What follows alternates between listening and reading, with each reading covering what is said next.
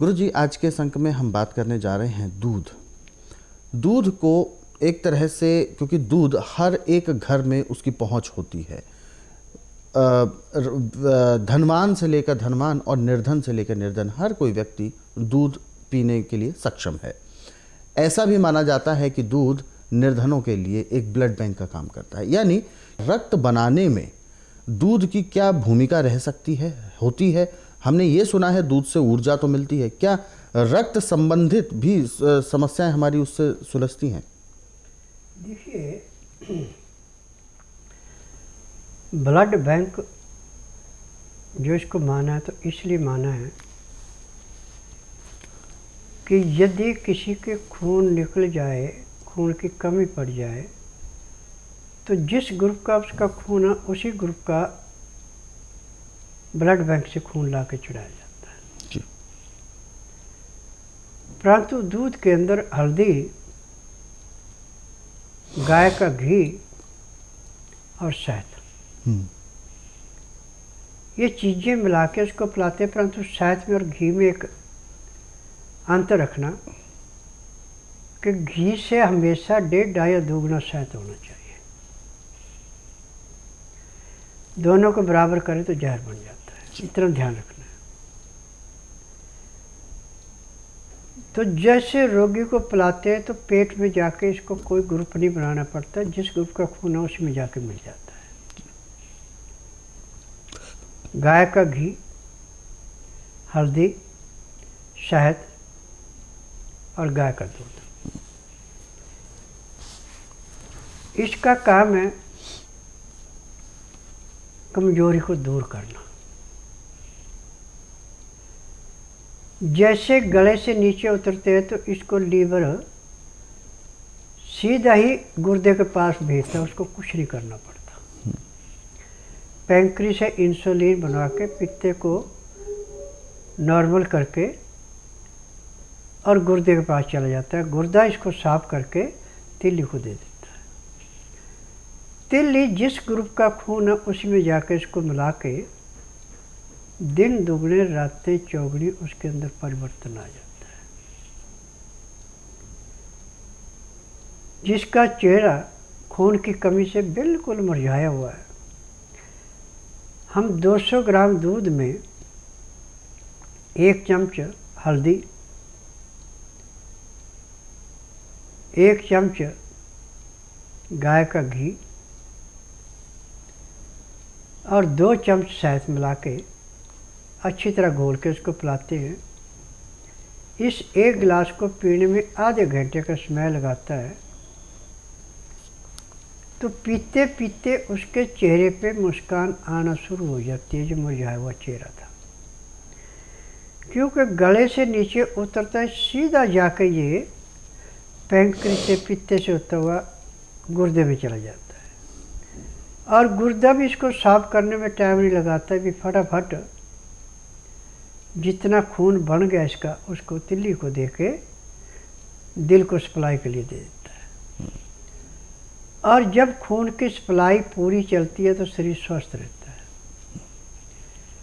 और ऐसे भी दूध पैर के तलुए से सिर के बाल तक के हर एक रोग को ऐसे मर्द करता है जैसे एक पेड़ के ऊपर कोई भी बेलदार चीज़ चढ़ाई जाती है, वो पेड़ के ऊपर बड़े आराम से चढ़ जाती है और अपनी फलती फूलती है। ऐसे दूध जाके खून, मंजा, बीरिया, हड्डियाँ, सब चीज़ों में जाके अपने प्रभाव को दिखाता है और जहाँ पे जिस चीज़ की कमजोरी है उसको पूरा भी करता है। अब दूध में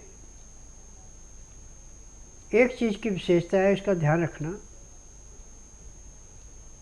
कि दूध कभी भी पीना है तो इसका 15 से 18 डिग्री टेम्परेचर होना चाहिए, इससे ऊपर या इससे नीचे नहीं, तो बड़ी जल्दी काम करता है। तेज दूध गर्म पीते हैं तो इसके पीने से पेट में थोड़ी गर्मी बढ़ जाती है। जी। इस बात का ध्यान रखना। और ठंडा पीते हैं तो फेफड़ों में रेशा पैदा हो जाता है, परंतु नवाये दूध से किसी किस्म का रोग नहीं होता, बल्कि रोगों को ऐसे समाप्त करता है जैसे जलते पतंगे को जलती अग्नि, उड़ते पतंगे को जलती अग्नि नष्ट करती है। आज मुझे इस बात की खुशी है कि जिन्होंने डेयरी का दूध छोड़कर अपने घर में बकरी या गाय रख के दूध पीना शुरू किया है, तो एक ही बात कहते हैं कि स्वामी जी, आज तक हम बहुत डॉक्टरों से मिले, बहुत योगियों से मिले, बहुत हकीमों से मिले,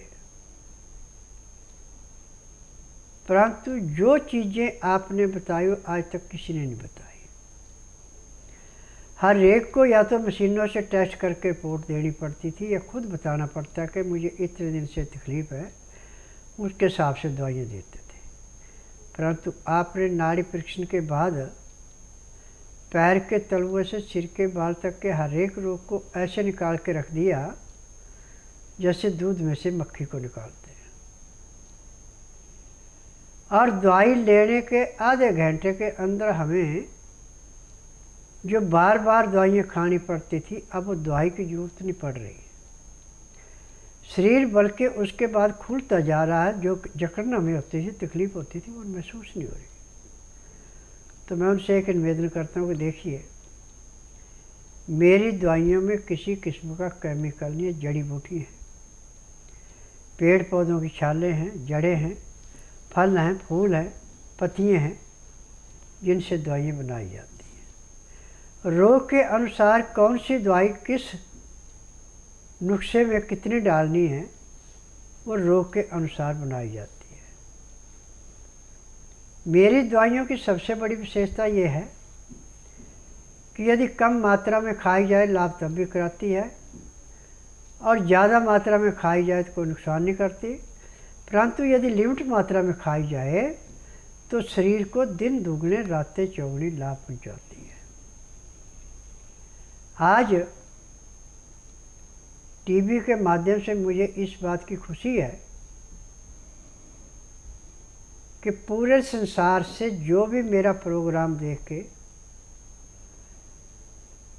और 4 से 5 मेरे से फ़ोन पे बात करके यहाँ के उपचार कराता है, वो एक ही बात कहता है कि स्वामी जी,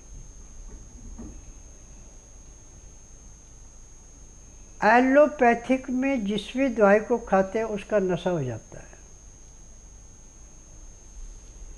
आपकी दवाई के अंदर नशा नहीं है, जो रोग कट गया परमानेंट कट गया। परंतु यदि लापरवाही करते तो आपकी दवाई काम नहीं करती। तो मैं उनको एक उत्तर देता हूँ कि देखिए, देसी दवाइयाँ जो हैं परहेज करके खाएंगे तो अमृत के समान है, और परहेज नहीं करेंगे तो मिट्टी के समान है।